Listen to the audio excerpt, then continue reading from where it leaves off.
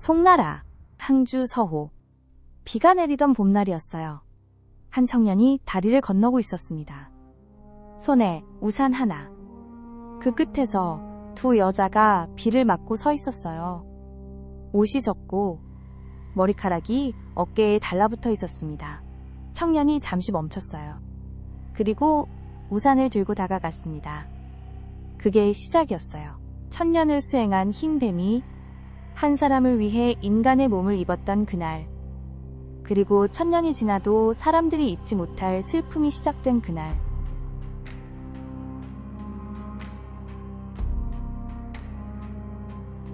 먼 옛날 곤륜산 깊은 동굴에 흰 뱀 한 마리가 살고 있었습니다. 이 뱀이 얼마나 오래 그 자리에 있었냐면요. 달이 1000번 차고 1000번 기우는 동안 한 자리에서 돌을 닦았어요. 봄이면 산 아래 매화 향기를 들이마셨고 가을이면 잎이 떨어지는 소리를 들었습니다. 영약을 먹고 이슬을 마시고 한 번도 사람 사는 곳에 내려가지 않았어요. 그 천년의 끝에 흰 비늘이 떨어지기 시작했습니다. 그 자리에 살이 돋아났어요. 사람의 모습이 됐습니다. 이름은 백소정. 그리고 이 뱀에겐 인간 세상에 내려가야 할 이유가 있었어요. 아주 오래전 자기를 살려준 사람이 있었거든요. 어느 어린 목동이 웅덩이에 빠진 흰 뱀을 건져주고 풀숲에 놓아준 일이 있었습니다. 그 작은 인연 하나 갚으려고 백소정은 1000년을 기다렸던 거예요. 옆에는 동생처럼 따르는 소청이라는 푸른 뱀의 화신이 있었습니다. 소청도 500년을 수행한 뱀이었어요. 두 사람이 서호로 내려왔습니다. 항주의 봄. 서호는 안개가 많아요. 백소정과 소청이 단교에 섰던 날도 그랬습니다. 소나기가 갑자기 내렸어요. 비를 피할 곳이 없었어요. 그때 한 청년이 우산 하나를 들고 지나갔습니다. 청년이 멈춰 섰어요. 두 여자 쪽으로 걸어왔습니다. 비가 많이 옵니다. 제 우산을 쓰세요. 그러고는 자기가 비를 맞으면서 두 사람을 다리 끝까지 데려다 줬어요. 청년의 이름이 허선이었습니다. 서호 옆 작은 약방에서 일하는 평범한 사람. 백소정이 그 청년의 얼굴을 바라봤어요. 1000년 전 자기를 웅덩이에서 건져준 그 어린 목동의 눈빛이 거기 있었습니다. 그 순간 백소정이 알았어요. 빗속에서 우산을 빌려준 이 사람이 자기가 찾아온 그 사람이라는 걸. 두 사람은 며칠 뒤 다시 만났어요. 백소정이 우산을 돌려주러 갔던 거예요. 그러다가 정이 들었습니다. 백소정은 자기가 뱀이라는 걸 말하지 않았어요. 말할 수 없었습니다. 대신 약방을 도왔어요. 약초를 다루는 솜씨가 남달랐거든요. 병자가 오면 진맥을 봤어요. 약을 지었어요. 낫지 않는 병이 없었습니다. 그게 1000년 수행한 뱀의 도력이었다는 걸 마을 사람 누구도 몰랐어요. 약방이 점점 잘 됐습니다. 사람들이 항주에서 제일 가는 약방이라고 했어요. 두 사람은 혼례를 올렸습니다. 소청이 옆에서 박수를 치며 웃었어요. 인간과 뱀의 결혼. 하지만 겉으로 보기엔 지극히 평범한 부부의 시작이었습니다.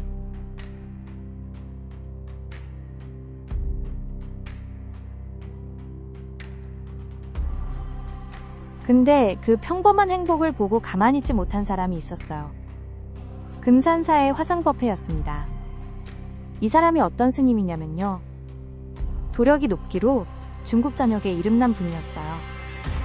사람과 요괴를 한눈에 구별할 수 있었거든요. 어느 날 법회가 거리를 지나다가 백소정을 마주쳤습니다. 스님이 멈춰 섰어요. 백소정의 몸에서 사람의 기운 뒤에 숨은 흰 요괴가 보였거든요. 저 여자, 사람이 아니구나. 법회는 그 자리에서 결심했어요. 저 인연을 반드시 끊어야 한다. 사람과 요괴가 부부가 된다는 건 법회의 세계관에선 천지의 이치를 거스르는 일이었거든요.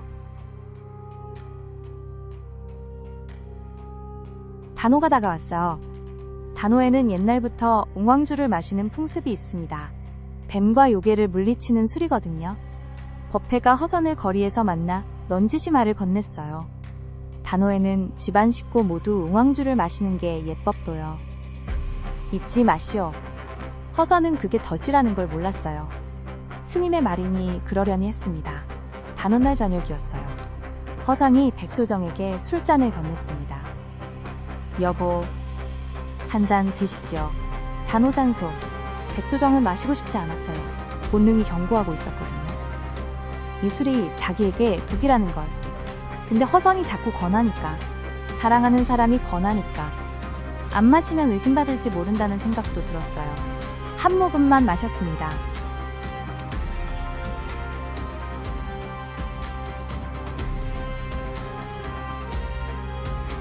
한 모금, 그게 전부였어요. 백소정의 얼굴이 천천히 창백해졌습니다. 손이 떨렸어요. 잔을 내려놓는 소리가 유난히 크게 들렸습니다. 여보, 잠시 안에 들어가 있겠습니다. 방으로 들어갔어요. 문을 닫았습니다. 방 안등불이 흔들리지 않는데 백소정의 옷자락만 바람도 없이 흔들렸어요. 침상에 누웠습니다. 밖에서 허선이 술상을 치우고 있었어요. 문 너머로 작은 신음소리가 들렸습니다. 무슨 일인가 싶어 허선이 문을 열었어요. 그리고 그 자리에 멈춰 섰습니다. 침상 위에 부인이 없었어요. 대신 거대한 흰뱀이 누워 있었습니다. 비단결 같은 흰 비늘이 침상을 가득 채우고 있었어요. 등불빛에 비늘이 부드럽게 빛났습니다. 흰 뱀이 천천히 고개를 들었어요. 사람 눈을 하고 있었습니다. 그 눈이 허선을 봤어요. 겁이 아니었어요. 부탁이었습니다. 제발 보지 말아주세요 라고.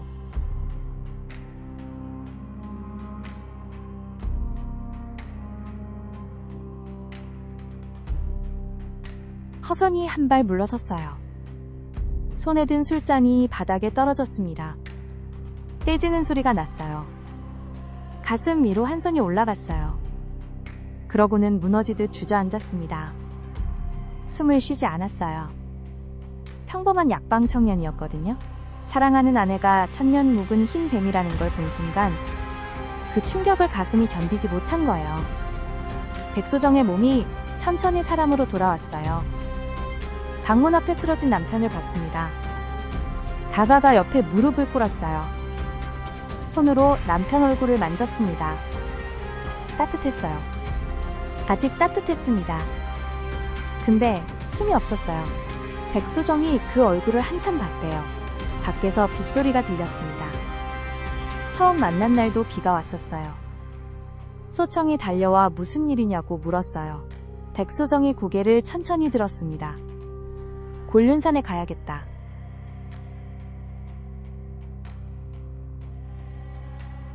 영지초는 죽은 사람도 살리는 신령한 풀이었습니다. 문제는 그게 어디 있느냐는 거였어요. 곤륜산 꼭대기. 신선들이 사는 곳. 사람이 절대 갈 수 없는 땅이었습니다. 백소정이 흰 뱀의 본 모습으로 돌아갔어요. 상처 입은 몸으로 구름을 뚫고 곤륜산으로 올라갔습니다. 영지초가 있는 곳에 신선들이 지키고 있었어요. 백소정이 손을 뻗는 순간 신선들이 막아섰습니다. 검이 허공에 번뜩였어요. 백소정의 비늘이 찢어졌어요. 피가 구름 위로 떨어졌습니다. 그래도 물러서지 않았어요. 내 남편이 나 때문에 죽었습니다. 제발 영지초 한 줄기만 주세요.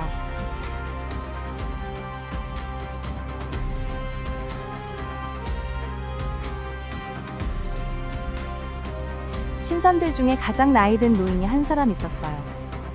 남극선홍. 이 노인이 손을 들어 다른 신선들을 멈췄습니다. 백소정의 얼굴을 한참 바라봤어요. 천년 묵은 요괴가 인간 남편을 살리려 목숨을 거는구나. 이 진심이 하늘에 닿았다. 남극선홍이 영지초 한 줄기를 건넸어요. 백소정이 눈물을 흘리며 큰 절을 했습니다. 영지초를 품에 안고 다시 인간 세상으로 내려왔어요. 백소정이 영지초를 다려 허선의 입에 흘려넣었어요. 잠시 후 허선이 숨을 쉬기 시작했습니다. 눈을 떴어요. 부인의 얼굴이 보였어요. 여보. 백소정이 흐느꼈습니다. 허선이 손을 뻗어 그녀의 얼굴을 만졌어요. 이번에는 허선이 알고 있었어요. 자기가 죽을 때 본 것. 침상 위에 흰 뱀. 그게 꿈이 아니라는 걸. 그런데도 허선이 그녀를 안았어요. 나를 살려준 사람이 당신이라면 당신이 무엇이든 상관없어. 당신은 내 아내요.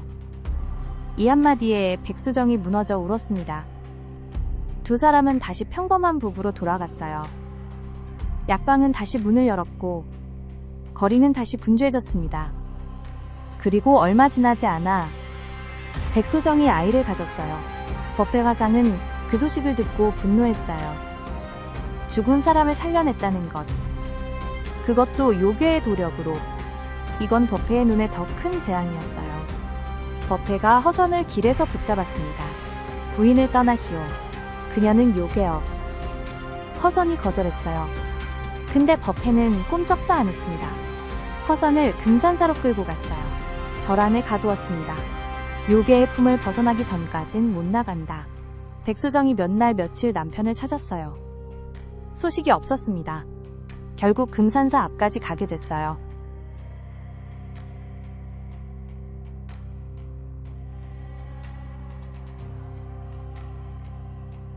백소정이 금산사 입구에 섰습니다. 임신한 배를 감싸 안고서요. 제 남편을 돌려주세요. 부탁드립니다. 법회는 계단 위에 서서 움직이지 않았어요. 요괴는 이곳에 들어올 수 없다. 백소정이 무릎을 꿇었어요. 이마를 바닥에 댔습니다. 그래도 법회는 꼼짝하지 않았어요. 옆에 서 있던 소청이 더 이상 참지 못했습니다. 눈빛이 변했어요. 본 모습이 드러날 것 같았습니다. 백소정이 일어섰어요. 언니, 가자. 어디로? 돌아가야지. 강을 일으켜서라도. 백사전에서 가장 유명한 장면이 여기에요. 수만금산. 강물이 금산을 잠기게 한다는 뜻입니다. 백수정과 수청이 서호로 돌아갔어요. 두 사람이 힘을 합쳐 도수를 부렸습니다. 서호의 물이 솟구쳐 올라왔어요. 거대한 파도가 금산사를 향해 밀려갔습니다. 용이 강을 거슬러 올라가듯 법회가 절문 앞에 섰어요. 자기의 가사를 벗어 펼쳤습니다. 그러자 절이 점점 솟아올랐어요. 물이 차오르는 것보다 절이 더 빨리 올라갔습니다.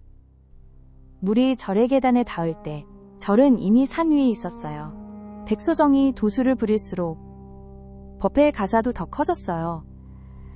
두 사람의 도력이 정면으로 부딪혔습니다. 문제는 백소정이 임신 중이었다는 거예요. 도력이 완전하지 않았어요. 기운이 빠졌습니다. 절을 물에 잠기게 하지 못했어요.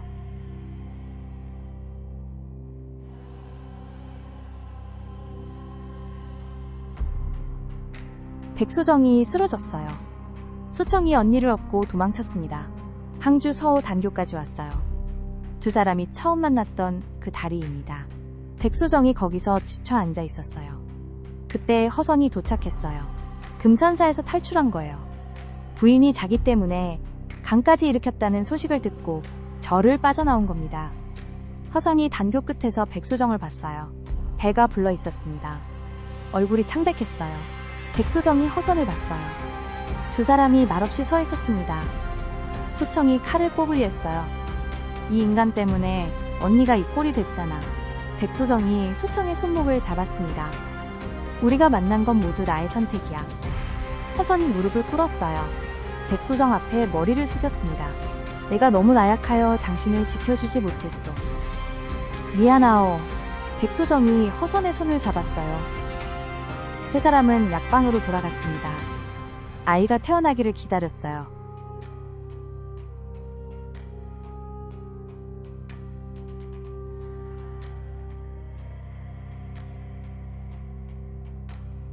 며칠이 지났어요. 백소정이 사내 아이를 낳았습니다. 아이는 건강했어요. 허선이 아이를 안고 울었습니다. 백소정이 아이의 이마를 만졌어요. 눈, 코, 1000번쯤 만졌어요. 그 순간이 자기에게 허락된 전부라는 걸 백소정은 알고 있었거든요. 아이 이름을 지었습니다. 허사림. 하늘의 숲이라는 뜻이에요. 아이가 태어난 그 밤, 법회가 문 앞에 나타났어요. 출산 전엔 손을 댈 수 없는 도리가 있었거든요. 이제 아이가 태어났으니 법회에겐 명분이 생긴 거예요. 손에 든 건 작은 금빛 바루 하나. 법회가 바루를 들어 주문을 외웠어요. 바루에서 빛이 쏟아졌습니다. 백소정의 몸이 작아졌어요. 흰 뱀의 모습으로 돌아갔습니다. 그 작은 바루 안으로 빨려 들어갔어요. 소청이 달려들었어요. 언니, 법회가 손을 휘둘러 소청을 쳐냈습니다. 소청이 멀리 날아갔어요. 마지막으로 소청이 백소정을 봤어요. 언니, 내가 반드시 구해줄게. 그러고는 도망쳤어요. 더 깊은 산속으로. 힘을 기르러. 법회가 바루를 들고 서호 옆 뇌봉산으로 갔습니다. 거기서 땅을 깊게 팠어요. 바루를 묻었습니다.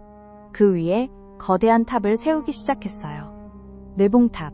법회가 마지막 돌을 올리면서 말했습니다. 이 탑이 무너지지 않는 한 너는 영원히 나오지 못한다. 탑 안에서는 아무 소리도 나지 않았어요.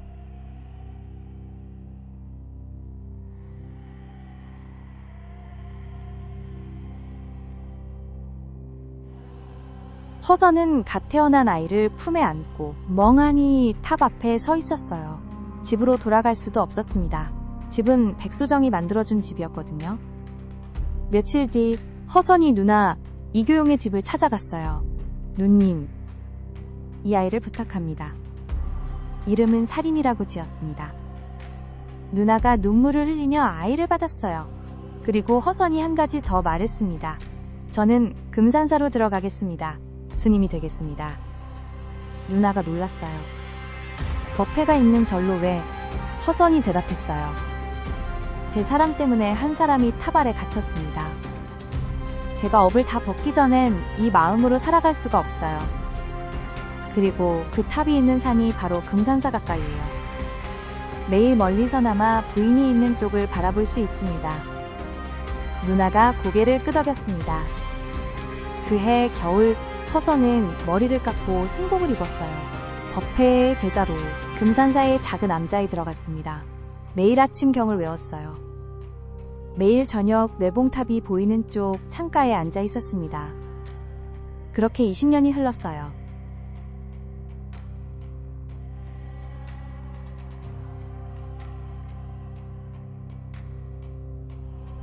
소청은 그 밤 이후 사라졌어요. 어디로 갔냐면요. 서쪽 설산이었습니다. 사람이 살지 않는 눈 덮인 봉우리. 얼어붙은 폭포 아래.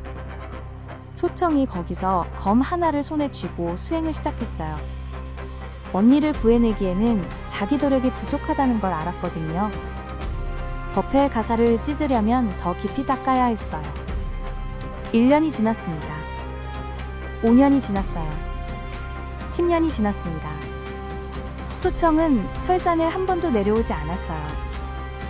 검을 10,000번 뽑았다가 10,000번 꽂았어요. 검 끝에 푸른 불꽃이 맺히기 시작했습니다. 20년. 그때쯤 소청이 일어섰어요. 이제 됐다. 눈 속에서 천천히 걸어 나왔습니다. 머리카락이 허리까지 자라 있었어요. 항주로 향했습니다. 그 사이 항주에서는 아이가 자라고 있었어요. 허살인. 아버지도 어머니도 얼굴을 모르는 아이. 그동안 고모가 친아들처럼 키웠습니다. 아이는 머리가 좋았어요. 책을 한번 읽으면 모두 외웠어요. 고모가 가끔 아이를 데리고 뇌봉탑 앞을 지나갔습니다. 그러면 어린 사리미가 탑을 올려다봤어요. 고모, 저 탑은 왜 저렇게 높아요? 고모가 대답을 못했어요. 아이가 조금 더 자라자 아버지가 남기고 간 약방을 기웃거리기 시작했습니다. 약초 냄새가 낯설지 않았어요.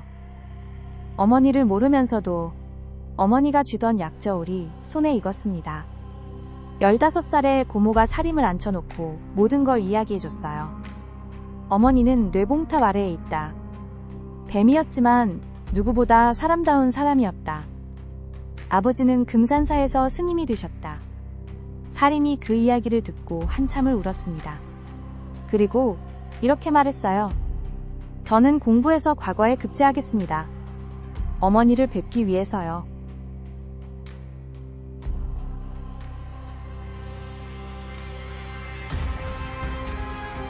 (20년이) 지난 어느 해 허사림이 과거 시험을 봤어요. 장원급제. 그의 1등이었습니다. 황제 앞에서 머리에 개화꽃을 꽂고 붉은 살을 걸쳤어요. 나라에서 제일 가는 젊은 학자. 황제가 친히 허사림을 불러 물었습니다. 그대의 소원은 무엇인가? 허사림이 무릎을 꿇고 대답했어요. 폐하. 제 어머니께서 항주 뇌봉탑 아래에 갇혀 계시다고 들었습니다. 저는 어머니를 한 번도 뵌 적이 없습니다. 한 번만이라도 탑 앞에서 어머니께 제사를 올리고 싶습니다. 조정이 조용해졌어요. 황제가 잠시 말없이 사림을 바라봤습니다. 그리고 허락했어요. 가라, 효자의 마음이다.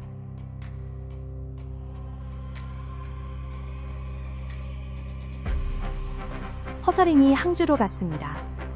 뇌봉탑 아래 제사상을 차렸어요. 등불 3쌍, 향 3개, 꽃과 과일, 그리고 자신이 쓴 한 통의 재물. 사림이 무릎을 꿇었어요. 이마를 땅에 댔습니다.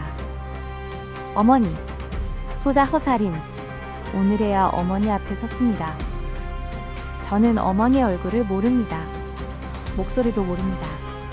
하지만 약방에서 어머니가 쓰시던 약저울을 잡을 때마다 어머니의 손을 잡는 것 같았습니다. 어머니, 저 때문에 어머니가 이 탑 아래에 계시다는 걸 저는 압니다. 제가 태어나지 않았으면 어머니는 갇히지 않으셨을지도 몰라요. 그 죄를 갚기 위해서라도 제가 더 좋은 사람이 되겠습니다. 어머니를 품에 안아드릴 수 없어도 어머니가 자랑스러워할 아들이 되겠습니다. 사림이 계속 절을 했어요. 3번, 9번, 100번 제문을 태웠어요. 연기가 탑 꼭대기까지 올라갔습니다. 그 연기를 탑 아래에 갇힌 백소정이 느꼈어요. 20년 동안 빛 한 줄기 들지 않던 어둠 속에서 아이의 목소리가 처음으로 들려왔거든요. 백소정이 흐느꼈습니다. 어둠 속에서 손을 뻗어 아이 쪽을 더듬었어요.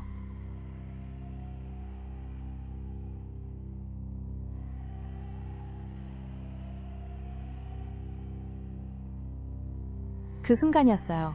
제사상 옆에 한 여자가 나타났어요. 머리가 허리까지 길고 푸른 옷을 입고 손에 검 하나를 들고 있었습니다. 소청이 돌아온 거예요. 20년 만에 소청이 사림을 한번 바라봤습니다. 언니의 얼굴이 거기 있었어요. 이모인가요? 소청이 고개를 끄덕였습니다. 어머니를 만나러 왔다. 너도 어머니를 만나거라. 소청이 뇌봉탑 앞에 섰어요. 검을 뽑았습니다. 검 끝에서 푸른 불꽃이 일었어요. 첫 번째, 탑이 한번 크게 울렸습니다. 두 번째, 탑 꼭대기에서 돌이 떨어지기 시작했어요. 세 번째, 뇌봉탑이 무너졌습니다. 거대한 탑이 천천히 기울어졌어요. 흙먼지가 하늘을 덮었습니다. 서호의 물이 잠시 출렁였어요.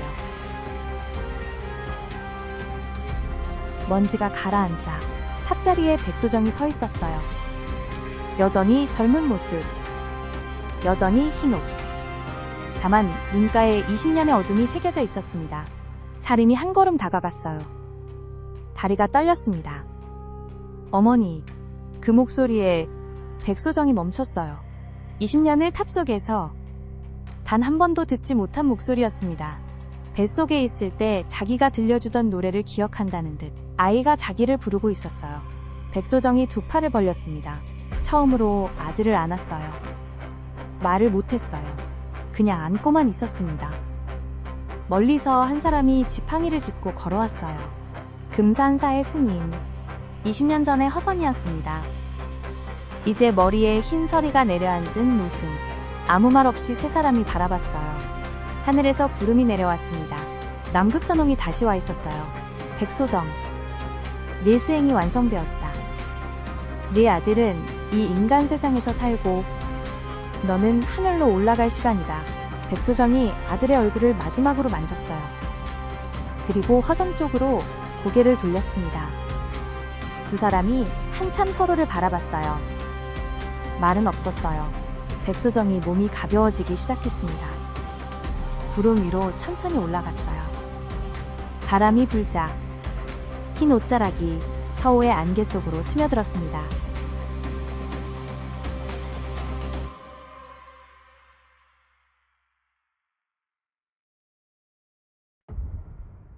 뇌봉탑은 그 뒤로도 여러 번 세워졌어요.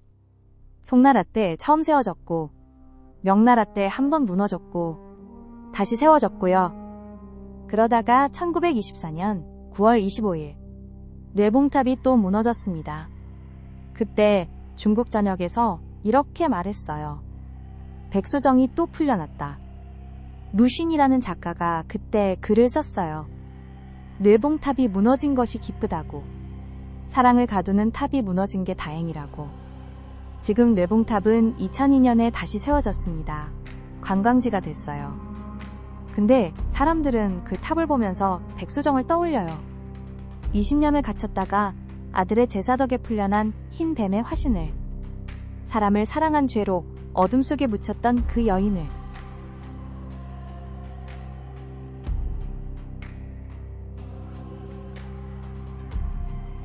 백사전은 중국 4대 민간전설 중 하나입니다.